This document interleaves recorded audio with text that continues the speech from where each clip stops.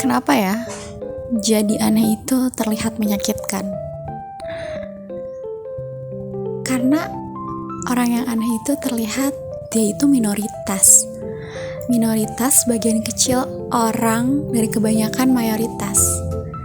Jadi kenapa itu terlihat menyakitkan? Sebenarnya hanya ada dalam mindset kita aja. Pola pikir kita yang menganggap itu aneh, menganggap itu salah, dan jadi yang sebagian kecil orang itu cukup terabaikan. Jadi ceritanya aku tuh baru aja nonton Dora yang versi remaja itu, aku lupa judulnya apa. Dan di sana yang membuat aku terus-menerus nonton itu, gak aku skip. Ke beberapa menitnya aku tonton film itu sampai akhir. Yang membuat aku menonton film Dora itu sampai akhir adalah ketika dia itu memang dianggap aneh di SMA-nya. Karena dia itu suka banget hutan, dia suka banget hal-hal yang aneh ya untuk sebagian anak sekolah di usianya. Tapi dia itu tetap berani menjadi versi dirinya sendiri yang apa adanya. Walaupun ya pada awalnya tuh terasa menyakitkan karena dia tuh tidak punya banyak teman, karena dianggap aneh dan lain sebagainya. Tapi pada akhirnya kita itu selalu kembali pada diri kita sendiri. Kita harus berani untuk menganggap diri kita itu partner diri kita. Kita harus selalu berani menjadi diri kita sendiri, seaneh apapun itu. Karena sebenarnya itu tuh bukan aneh. Oke, analoginya kita ganti. Bukan aneh, tapi keunikan yang kita punya.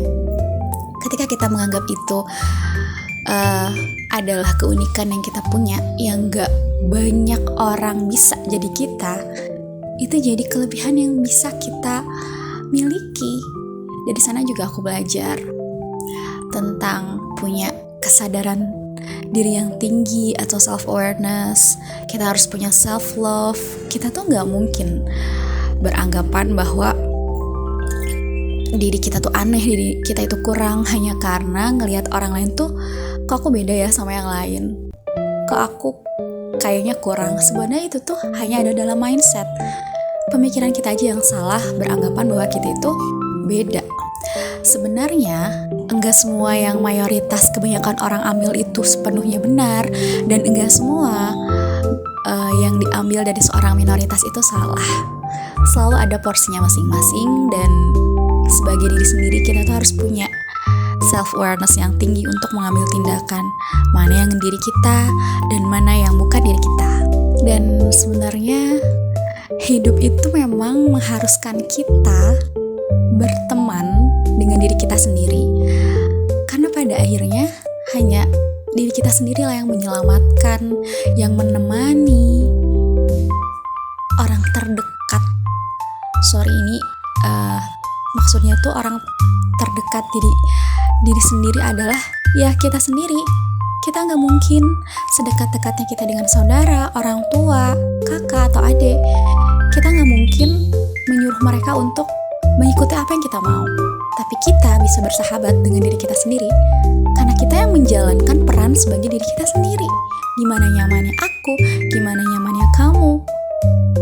Selama itu tidak keluar dari norma agama, norma yang berlaku di sosial kita, sebenarnya itu tidak apa-apa dan baik-baik aja.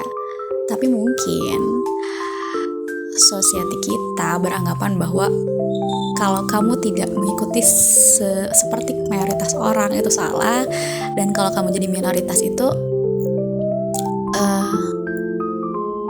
kurang mendapatkan tempat di sosial kita. Tapi hey, balik lagi, kita itu manusia yang menjalankan peran sebagai diri kita sendiri. Sebaik-baiknya diri kita adalah yang kita jujur sama diri kita sendiri. Memang hidup itu tentang seberapa seberapa berani kamu jeda. Memang hidup itu tentang seberapa berani kamu jadi versi terbaik dirimu sendiri. Dan kamu jujur dengan apa adanya kamu menjadi versi terbaik dari diri kamu. Dan itu yang aku pelajari juga.